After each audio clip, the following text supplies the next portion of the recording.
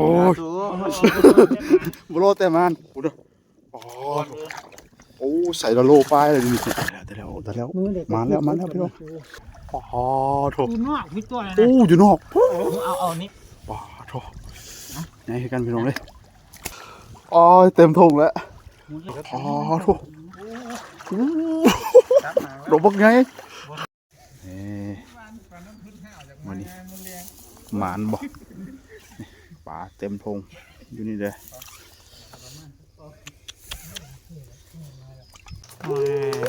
เอาตัวนั้นไหมโอ้ผักแคบเนี่ย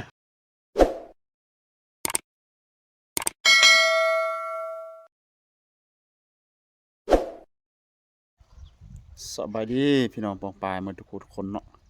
มื้อนี้ก็พาพี่น้องมางมปลาเนาะวันควงเด้ควงแห่บ่ได้เอาแห่ปกใส่เฮ้อเนาะใส่ฟุ่มไม้เนาะพี่น้องโอ้เมื่อกี้นี่พระในทายพี่น้องเบิ่งนี่ปลาได้ซ้ำนี่แหละนี่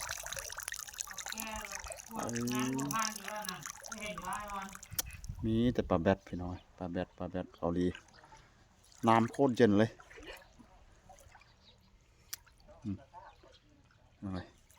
ให้2 คนไปก่อนละลุ้นต่อพี่น้องเลยมาแล้วบ่เนี่ยเอาดีๆ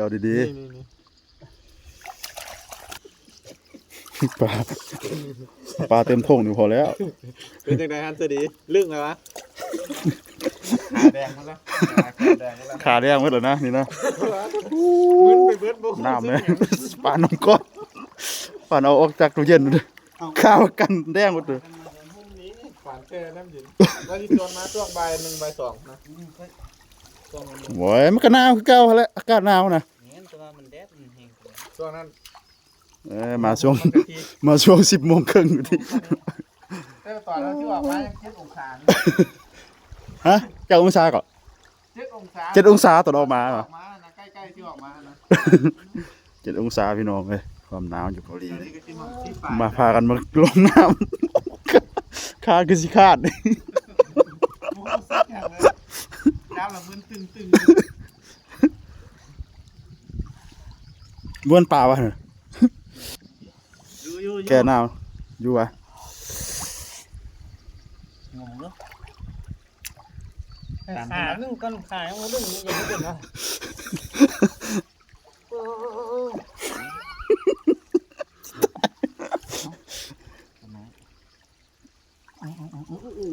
เน้นตีแม่นไอ้ดีมาเร็วไอ้ดีมาจับน้อยไงรัดแก่คุณปากกลางโอ้ยมันที่ออกก่อนนะหนาวเลยรัดทางพุ่นมาโอ้เดี๋ยวยิ่งหัวต่ำกันนะจะปล่อยมันปล่อยตัวนี้นะได้แล้วป่าโอ้ยเสียวตัวน้อยเองมานพี่น้องเอ้ยจวดปลาสิลุดเนี่ยจะจับตัวไรโอ้โซไอ้ดีโซให้พี่น้องเบิ้งโซไหมดิโอ้มาได้เสียมือใหม่จะมันคักเลยรอแต่มันโมเราแต่มานะดิเอาแล้ว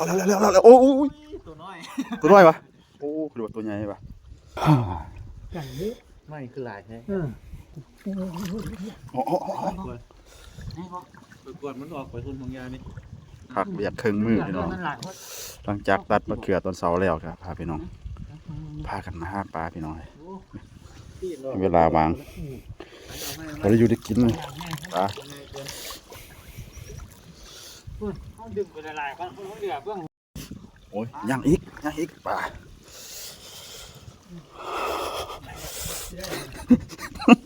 ตัวนี้ตัดลงบ่ห้องเชียวปลากระบุดินแล้วนะปลาบุดินแล้วมันหนาวนะไวพี่น้องเลยปลากันขึ้นนี่ปลานะ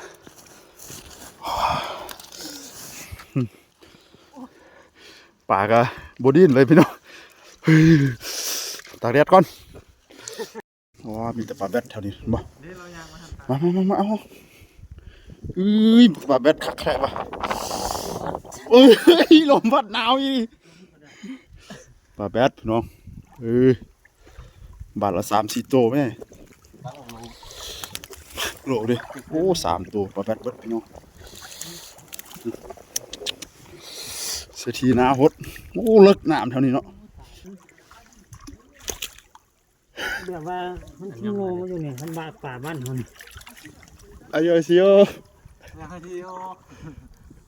เราจะ พ่อเนี่ยมาเข้าใจเอ้า เราให้ที่ มันหนาวเป็นยังลงอยู่ใช่ไหม บูฮูละบูฮูซะ กับพวกไก่น้องมือแข็งแค่ไปก็อยู่แล้ว เฮาฟดลายแต่บ่เราบ่ให้ โอ้แม่น เราตึกเบ็ดเราให้ไปกับเพิ่น เราตึกเบียด บ่เห็นเอ้า บ่เห็นขอโทษ ขอโทษแล้วไหมบ่เห็นมาสิ เอาแล้วไปหน่อย บิดท้าอยู่แล้ววะ เจอปลาแบดบ่วะโอ้ ตายได้นะ ปลาใหญ่เกาหลีหายเกาหลีตึกเบ็ด น้ำไม่ดีคุณ อันนี้งมลงบ่ฮู้ปลาลมแพงโพดนี่ตูเกาหลีหาย มือเจ็บแล้ว ปลาแบดวะบ่แม่นเนาะ เอ้า โอ้ ยังมา โซไหมโอ้ยบ่โลแต่มันโอ้เด้ออ๋อโอ้ใส่ละโลปลายเลยนี่ได้แล้วมาแล้วพี่น้อง ต่างกันทุกแล้วตายไป อ๋อ นั่งแล้ว พี่นี่โอ้ยแม่นั่นน่ะ จับนี่ดูเฮ้ยมือเฮ้ยจับมันซื้อได้เนาะ เสียถุงมือจับมันหงายมันบ่เหมือน เอามันอ้าปากก่อน ถั่วเลย เดี๋ยวเอาระวังนี่ จับได้ติด รุดได้ ไก่นะ นี่ ไม่น่าเฮ้ย มาได้ปู อย่าเด้เอาโอ้ตูเกาหลีจะมาให้แล้วนี่กดถูกพี่น้องโอ้หมาน2 โตเลยวะอ๋อ เย็น ป่าอยู่จังใดนะ ไป หลัน ตุ้มเขาตุ้มเอาเด้ตุ้มตีมันแล้วมันยังอยู่ถึงเหมือน สิเลยจับตัวนึงก่อนตัวจับสองโตก่อนนั่น มันอยู่นอกวะโอ้มันอยู่นอก ปลาอยู่เนาะ อ๋อเราจะนี่แล้วเอาเห็นเข้าไป ฝนลาย ป่าอยู่นอก ตูเกาหลีจะมาให้อีก นี่อยู่นอกไปอยู่ไหนอ่ะ มันอยู่นอกนะป่า เอา ไหน นี่นะ บัวมันต่ำอย่างเงี้ยแล้ว แม่นวะ เพิ่งออกวังนั้นนะ ตัวไงอ๊อกตัวนี้ ต่ำไปสอนนะ ตัวบวกบนนี้อันตัวนี้ทำตัวคนสวยดีไรที คนละตัวเลยมันยังไงได้ถึงนี่ ใส่ละโลพุ่นน่ะใส่โลปลายมาแล้ว เย็นแท้เลยพวกห้องนี้ผมเห็น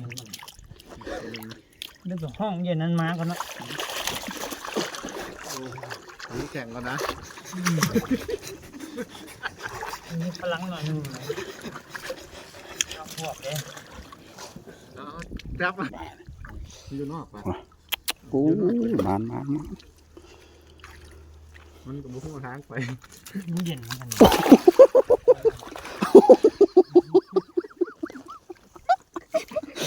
ไหนที่นี่ มือแข็ง โอ้บ่ได้กินได้อ เสือตัวเสือ โอ้พอใหญ่ที่โน่ ผู้ใหญ่จริงหัวอ้ายติมันน่ะ ป่าดีพวก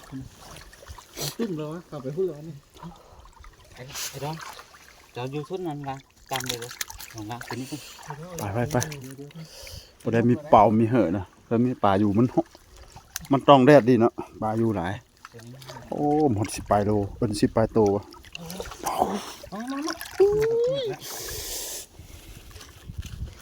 เสือเบียกว่าเป็นอย่างนี้นะ จะลงสุด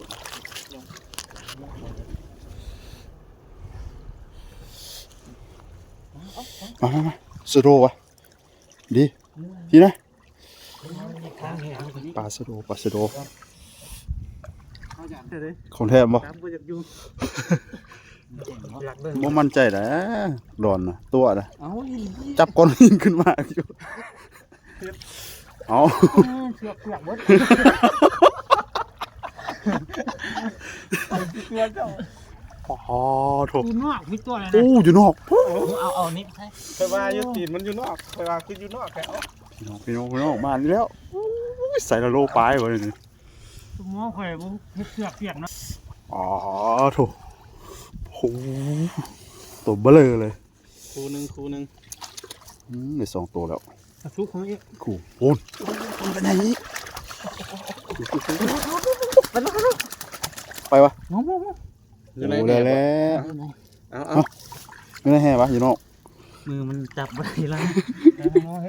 ว้าโถไงให้กันพี่น้องเลย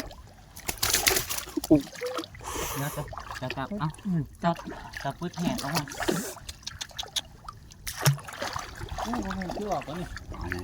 โอ้โหมันออก ปลา แล้ว ใหญ่อีกแล้วปลาใหญ่อีกแล้ว ทางนี้อีกดูทางนี้เพื่อนน้ำทางนี้ดิกวางก้อนเอาตัวนั้นก่อนไอ้ดิไอ้แหกตีนแหกตรงนี้มาเอานั้นมาไอ้ดิเอาในแหกด้วย เอา ไม่ในแหก อ๋อเต็มถุงแล้ว มุดเลยปะได้ปะ ตัวใหญ่ด้วยนั่นตัวสี่ก็ตัวนี้เด้ งมกัน อ๋อ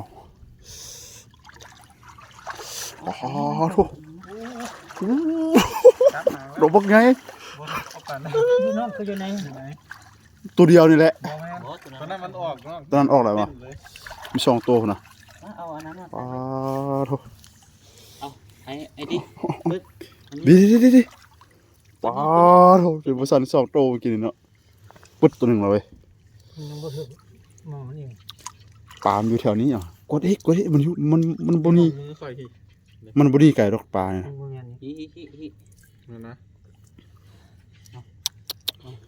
ใส่ละ2 โลไปเลยนี่ปลาไหนพี่น้อง จบวันนี้กันดู เจ้าดิ เสียดายตัวเมื่อกี้นะ บอกยังอยู่แถวนี้นะ อยู่นอกที่ ยังอยู่แถวนี้นะบอก อยู่นอกฮิ ตัวเก่าที่บ่ นี่เดียวนะ ทั้งที่กลับแล้ว ตัวเดียวนั่นแหละเบิ่งนี่ตัวเดียว ตามไปอยู่ได้ห่างนะ มันไปคนเดียวเนาะ บ่ไปมันสิไปตัวปลาไหนมันบ่ดินปานนั้นนะอยู่นี่มันหนาวอากาศหนาว พอดีมันต่ำเนี่ยมาคือว่า มันคงมาจากหันมาอยู่นี่เลยนะตัวเดียวนั่นแหละกดไปเลยเอาบานนี่เลยก็ขึ้นหนาวแล้วเว้ยหนาวแล้วขึ้นเลยขึ้นสิพอละมูมีธงใส่ละปลานี่อยู่ธงขาวเลยครับยี่พี่อีกเต็มเลยผลงานมันนี่เป็นยังไงอยู่ธงนี่แหละ มัวโฟกัสบ่ได้นี่กัน หวานแหงมเอาเป็นยังไงโอ้ยนี่จะใส่บักไงพี่น้องไหมขาซอกปลาไหนใส่ละ2 โลปลายนั่นแหละไหมทงจนจะแตกประมาณปานใดวะดิจนล้นทง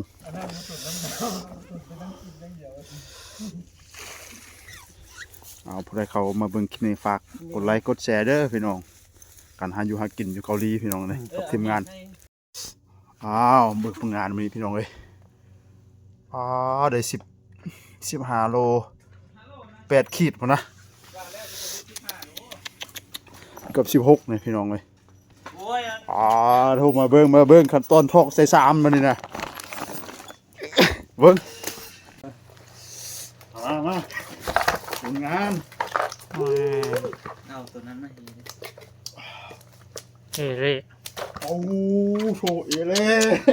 เบิ่งยังกินอีก ซ้ำจะกิน มาเบิ่งยิงนี่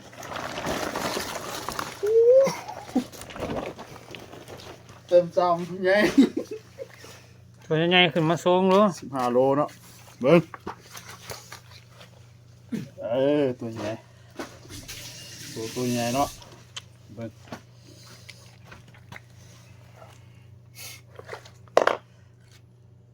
โอ้หักแคบ